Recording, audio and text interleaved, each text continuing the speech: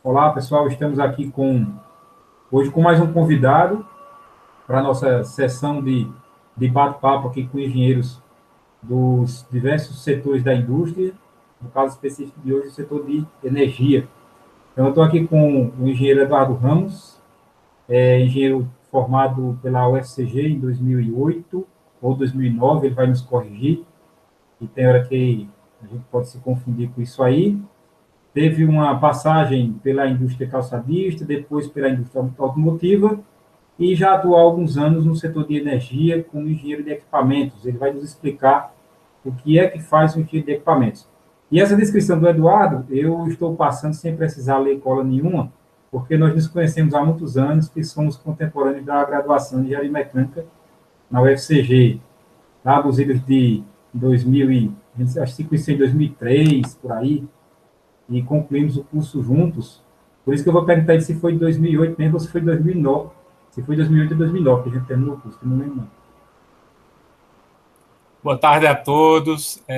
Obrigado pelo convite, professor Anderson. Estamos aqui para dar uma pequena contribuição a essa excelente Universidade Federal de Alagoas. Meu nome é Eduardo Sérgio Souza Ramos, trabalho na Petrobras, me formei no semestre 2007.2, concluindo, na verdade, em 2008, por conta de alguns atrasos.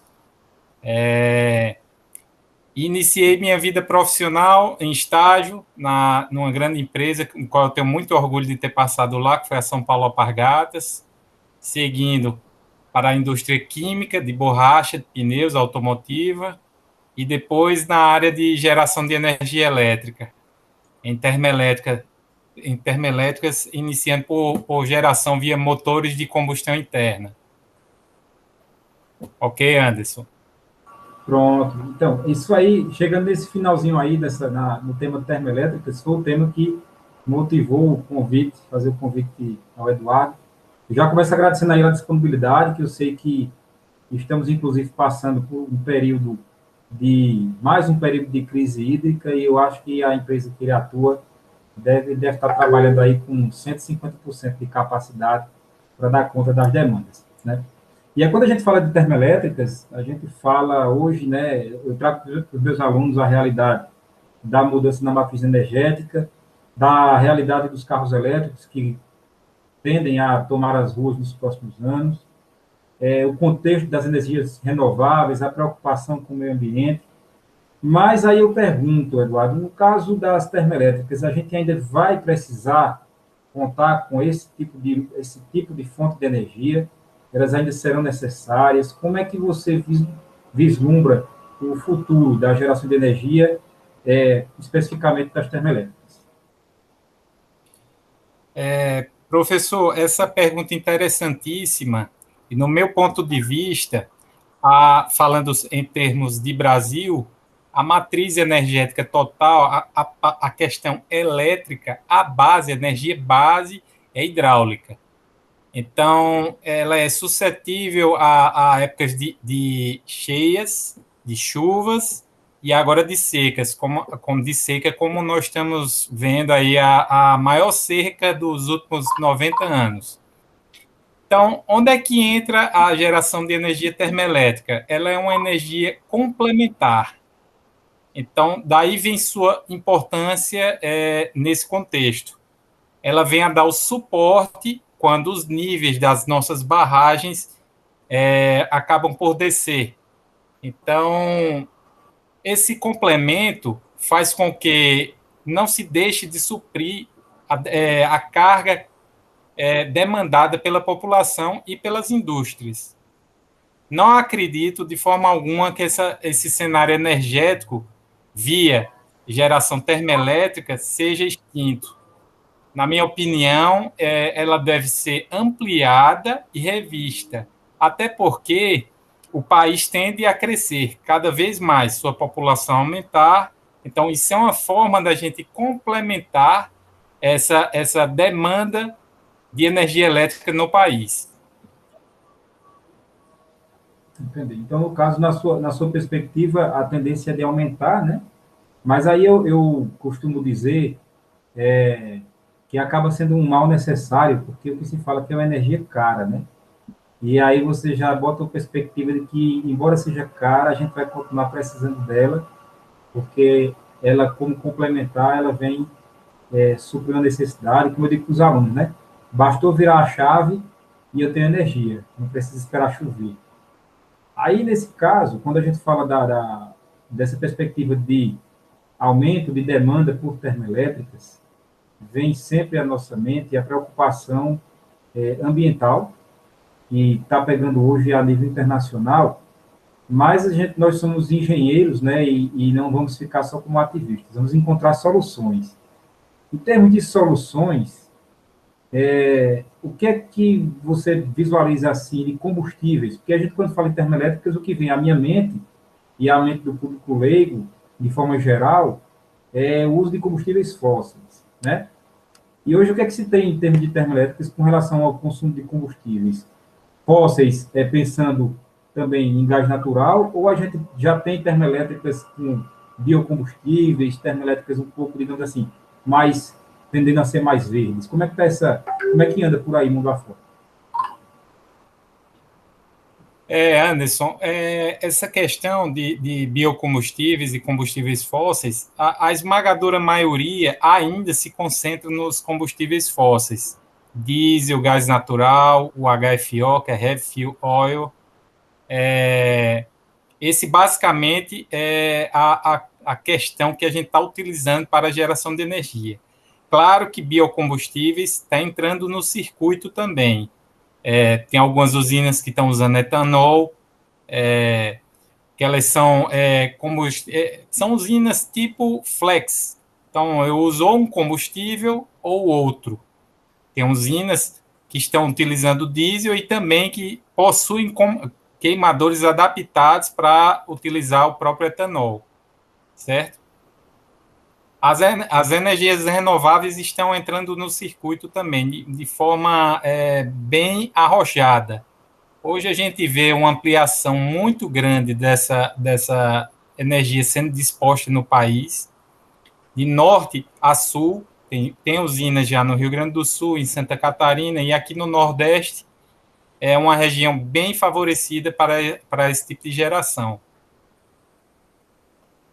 Entendi. Então, no caso, a gente já pode imaginar que no futuro continuaremos tendo termoelétricas utilizando biocombustíveis, né? Ou ao menos, às vezes eu costumo comentar com os alunos que pode ser que os combustíveis fósseis continuem sendo utilizados, mas sua utilização se dará apenas para geração de energia, uma vez que para transportes, com o advento dos transportes elétricos, a gente só vai ver motor de combustão atuando aí na geração de energia, né?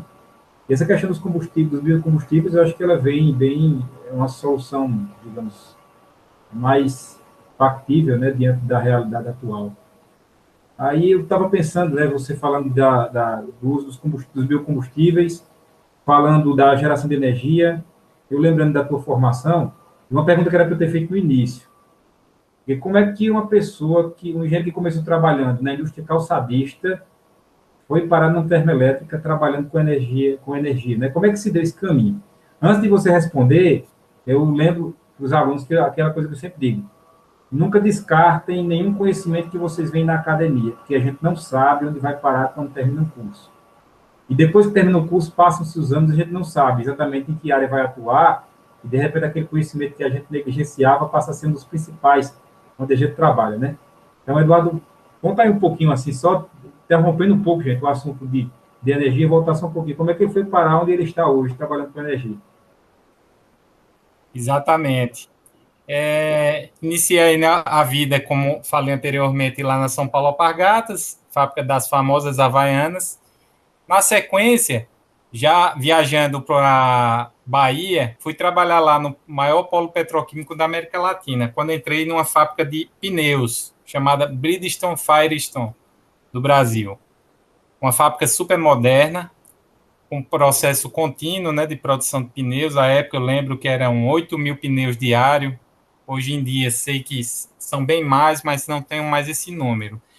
Mas ali, sempre passando naquele polo petroquímico, na parte noturna, sempre houve aquele encanto, né, de trabalhar nessa área de química, refino e geração de energia. Muitos colegas de grupos discutiam os problemas que aconteciam, as soluções propostas, o que deu certo, o que estávamos aprendendo.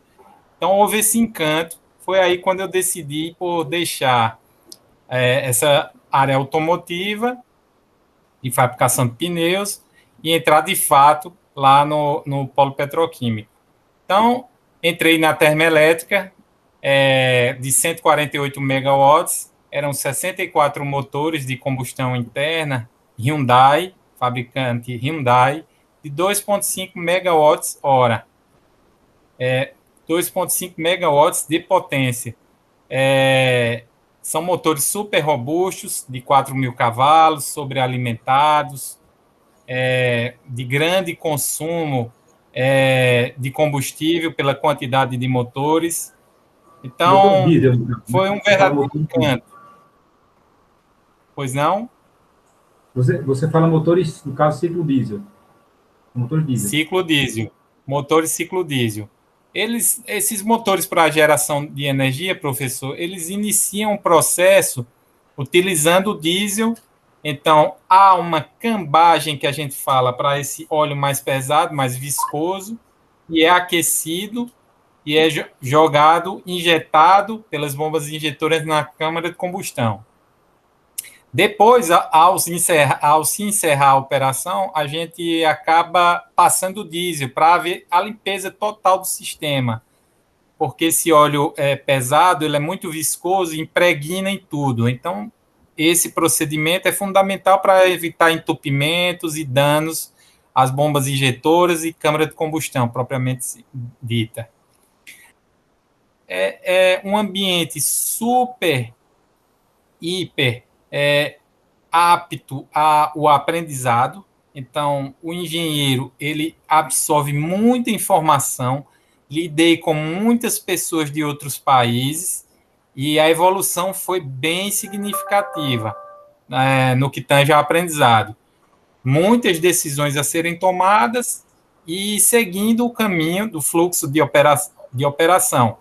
Essas usinas eram em caráter de stand-by, naquela filosofia que eu falei no início, de complementação de energia sobre a demanda do país. Então, nós nunca operamos continuamente utilizando esse modelo de stand-by que foi dito lá nos leilões de energia anos atrás. Ok? Certo. Então, no caso, a tua experiência, eu estou entendendo que se dá hoje com motores ciclo diesel, que isso já acaba respondendo a pergunta que eu ia fazer, se também tem turbinas a gás, mas pelo que eu entendi não tem, né? Não tem nenhum trabalho com turbinas a gás. Sim. Trabalhei na sequência, Anderson.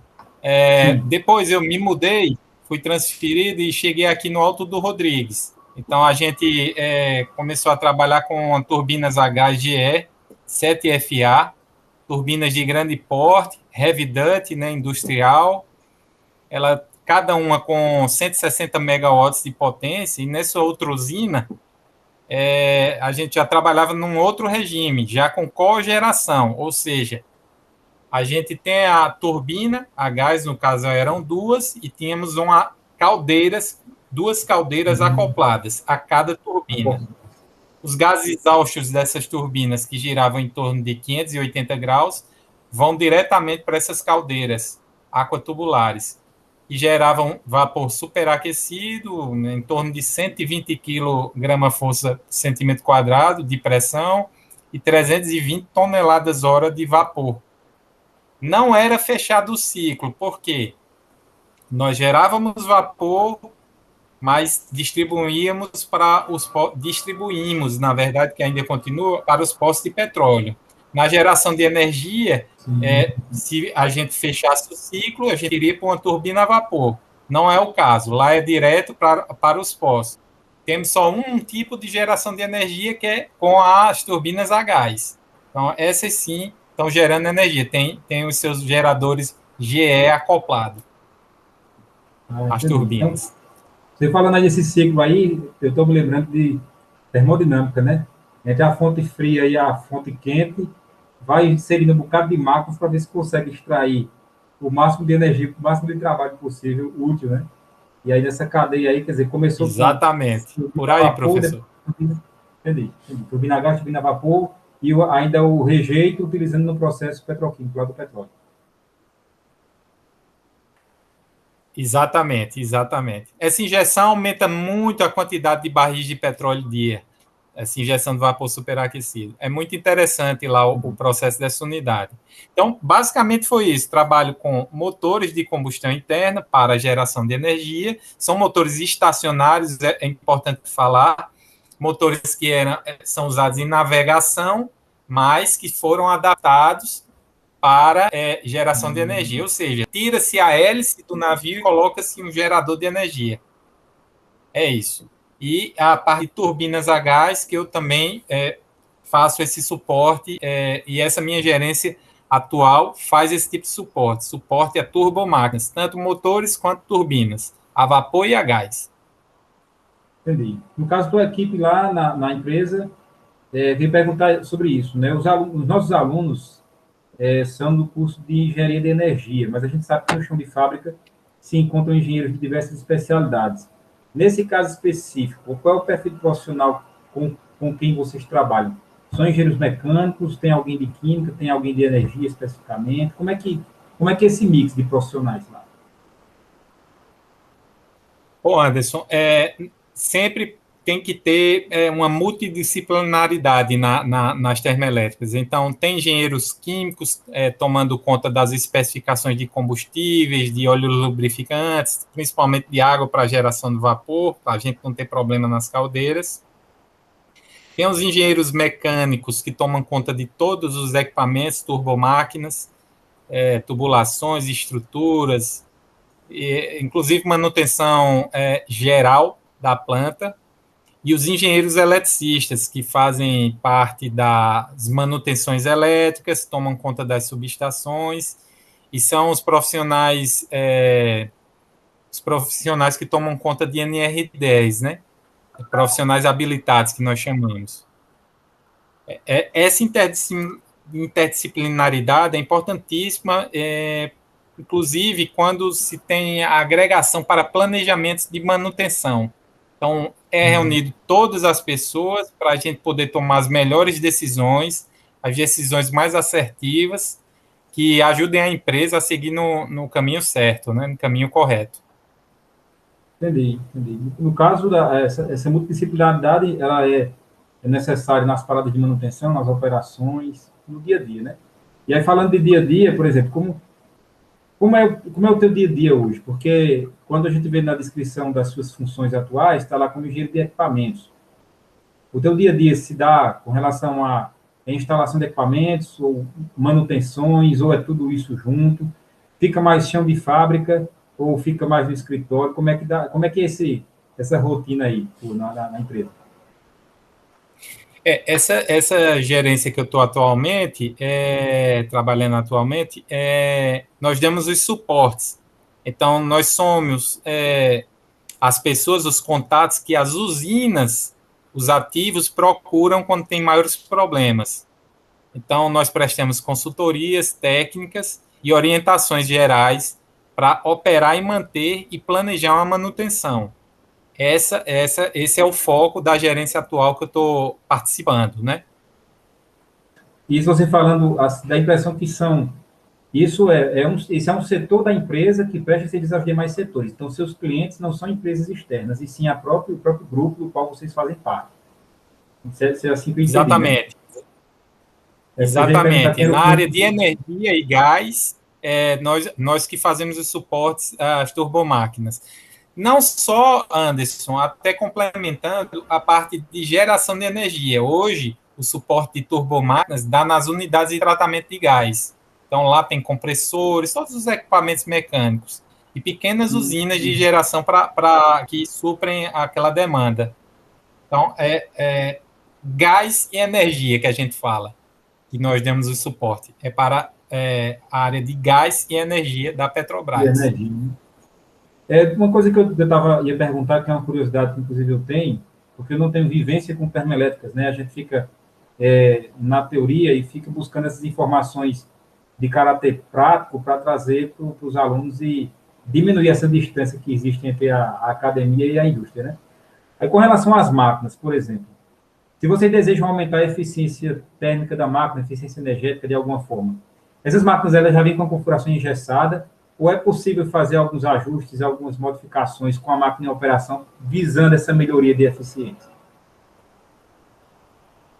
No projeto das máquinas, professor, já vem a especificação de eficiência. Por exemplo, turbinas de 35% a 40%, quando é o ciclo aberto. O que você pode fazer é um aumento de eficiência térmica total. Você pode fazer uma cogeração, você pode fechar um ciclo, você pode pôr uma caldeira lá no escapamento dos motores, como é muito feito isso. Então, a eficiência global da usina ela é aumentada, mas as das máquinas já são imputadas, inclusive, no manual do fabricante. O que é mais Então, fácil sempre é a gente diminuir a eficiência. Basta você não fornecer os insumos, o ar está muito quente, menos denso, a água muito aquecida ou fora de especificação, danificando as máquinas. Difícil é você conseguir estar aumentando. Eu vejo que aumentar a eficiência global das unidades é legal, é possível. então tem um target que você, da unidade, você tenta sempre trabalhar nos pequenos componentes daquele grande sistema para tentar chegar próximo daquele target lá, ou passar dele, né? Digamos assim, numa situação ideal, né? Exatamente, exatamente. Nós temos que atender às condições de projeto da máquina para sempre estar, o que já é muito difícil, mas que é muito buscado e tentado para você conseguir um hit rate favorável e o negócio prosperar, né? Entendi, entendi. Então, no caso, o trabalho do engenheiro acaba sendo não só o projeto, a instalação e manutenção, como também administrar o sistema para manter ele sempre com a melhor eficiência, eficácia já vai ter, né? A melhor eficiência possível, né? Exatamente, exatamente. No trabalho profissional do dia a dia, tem tudo isso, Anderson. A questão de busca por performance, pequenos projetos, médios projetos que o engenheiro está ali fazendo. As usinas, elas já contratam profissionais que têm essas habilidades. Quando não tem, busca-se, treina-se as pessoas para pegar as habilidades e já tentar fazer, não está dependendo sempre de uma empresa A ou B. O profissional tem que ser generalista e conseguir atender essas demandas corriqueiras, né? E com relação a você fala com relação a essas demandas e as capacitações necessárias, né? Aí uma questão que sempre vem também fazer aquela ligação da academia com a indústria. Eu sei que foi em 2008 que a gente concluiu o curso, né? Mas eu acho que você ainda lembra das disciplinas da graduação, naquele formato que a gente vê na academia, né? Que tem muita teoria. E quando chega na indústria, o que é que você vê hoje que você consegue aproveitar daquele conhecimento? Como é que ele hoje faz parte da tua forma de agir? Se você já está no estágio hoje que está bem distante daquele conhecimento, ou se os princípios que ali existiam ainda são utilizados, como é que se dá essa ligação? Eu pergunto isso porque muitas vezes, quando a gente é estudante, busca ser bem pragmático e diz assim: ah, eu não vou estudar tal disciplina porque isso aqui eu não vou usar. Eu não vou estudar aquilo aí porque eu não vou usar, não sei o quê. E aí, quando chega na empresa? Primeira coisa, a gente sabe que a primeira vez que vai trabalhar numa indústria, numa empresa qualquer, vem aquele sentimento: meu Deus, eu não sei de nada. Mas passar esse primeiro sentimento, o que é que acontece aí? Passa um pouquinho da tua experiência aí, o que é que aconteceu, e dá uma dica para os meninos aí, dá umas dicas, que sempre vem a calhar. Me dirigindo a vocês, estudantes que estão nos assistindo, cuidem em estudar as matérias aí, porque é muito utilizada, eu diria que fundamental. O terceiro grau, ele não foi desenvolvido à toa. Então, uso muito, diariamente, disciplinas de desenho técnico. Então, precisa avaliar as máquinas e os equipamentos, são milhares de tipos de equipamentos e fabricantes. Termodinâmica faz parte da minha vida, certo? Por conta de balanços de massa e energia que a gente tem que desenvolver para ajudar as unidades. Resistência dos materiais. Estudar bastante. Vocês precisam conhecer as propriedades mecânicas dos materiais, precisam fazer cálculos especiais, precisam movimentar cargas, então é preciso tudo ser calculado com níveis de segurança e qualidade, certo? Outras disciplinas, como materiais de construção, que é muito interligado à resistência dos materiais, fundamental conhecer ligas de aços, aços especiais, como Inconel, vários tipos de ligas metálicas. Vamos lá. Disciplinas de conformação mecânica, para quando você receber peças, saber avaliar como é que está, se veio com rebarbas, como é que está o acabamento, a usinagem. Ou seja, professor, eu utilizo toda a grade do curso e possuo grande parte desses livros aqui. Ó. Então, são de cabeceira, não tem jeito de fugir disso aí. E procuro sempre me manter atualizado, não tem jeito. Então, o que vocês estão aprendendo aí vai sim ser utilizado. O que acontece é que, na prática, lá, vocês só vão dar continuidade ao aprendizado, vão aprender outras coisas, mas sempre relacionando com essa base. Essa base é fundamental para o estudante e para o engenheiro. A gente continua, nós todos, os engenheiros, o pessoal que está estudando para se tornar engenheiro, vamos ser eternos estudantes, não tem jeito. Isso aí a gente vai absorver todos os dias, eu aprendo algo diferente. Dia sim, dia não, me lembro e penso, o que é que eu aprendi novo hoje? Sempre tem uma coisa, não tem jeito. Então, deem valor ao terceiro grau, essa academia aí que vocês estão tendo a oportunidade de frequentar, porque isso tudo é certo que vocês utilizarão na vida profissional. Chega o professor ficar aliviado quando escuta o apelo de alguém de fora, lá das empresas, dizendo, gente, estude, que não é brincadeira, não. E outra dica, adicionando a dele, sejam mais organizados, sejam tão organizados quanto ele, porque ele mostrou os livros dele aí, eu estou olhando, tudo bem organizadinho, olha o meu bagunça aqui atrás, como é que tá? Tem livro aqui empurrado um em cima do outro, então os livros dele estão mais organizados, viu? Eduardo, só para a gente finalizar, né? Algum estudante nosso que esteja nos assistindo, que esteja vendo essa videoaula, esse momento, esse bate-papo, digamos que desperta nele o interesse de trabalhar nesse setor de termoelétricas e no setor de energia com esse tipo de nuance, de aplicação.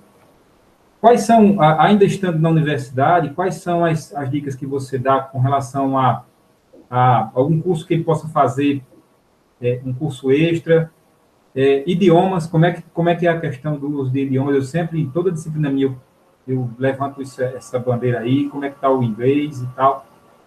Quais são o caminho das pedras? Tem como você indicar mais ou menos assim, olha, garoto, dá uma olhada nesse sentido aí, que você vai conseguir atingir esse objetivo. Ok. Professor, acredito que a linha de resposta para essa pergunta é o básico, se dedicar muito à universidade, tentar entender, tirar as dúvidas com o professor, mas saindo dessa linha, indo para o LinkedIn, efetuando seu cadastro, tem muitos cursos disponíveis gratuitos que podem ser feitos. O YouTube também é uma ferramenta muito, muito vasta de conteúdo. Então, sempre atrelando ao inglês, que é fundamental. O inglês, a gente sabe, lá desde a década de 80 já era muito fomentado o aprendizado. Então, tem que manter esse foco. Inclusive, para quando você for fazer os seus cursos pelo YouTube, tentar aprender mais coisas, fazer cursos com pessoas de outros países, né? Entendendo a língua inglesa para absorver aquele conteúdo. Na prática, com relações interpessoais, você precisa desenvolver muita resiliência, ter capacidade de negociação, um poder de convencimento. Então, você está lidando muitas vezes com um operador ou com um mantenedor para dar um suporte, uma orientação, num torqueamento de um flange especial, de uma linha de gás. Eu acho que esse conjunto faz um bom profissional atuar de uma maneira equilibrada dentro de uma unidade industrial, Anderson. Entendo. Tá bom. Eduardo, se deixar, a gente vai conversar, vai continuar conversando aqui o dia todo, mas eu sei que você está em horário de expediente. Eu gostaria já de finalizar essa conversa agradecendo demais a disponibilidade, você ceder um pouco do seu tempo para passar a experiência para os alunos. E abrir aqui só o finalzinho para você deixar alguma mensagem final para os meninos. Tá bom, professor Anderson. Renovando aqui meus agradecimentos. Espero que todos tenham gostado aí do nosso bate-papo. Estou sempre à disposição de vocês, da UFAL, para esclarecer, trocar ideias e tentar enriquecer o ambiente acadêmico, do qual eu me lembro e tenho muitas saudades, viu? Um abraço Tá a bom. todos. Abraço. Quem quiser encontrar o Eduardo, no LinkedIn tem lá, né? Eduardo Ramos, e encontra o perfil dele lá e pode trocar alguma ideia. Positivo. Estou à disposição, senhores. Ok, Eduardo?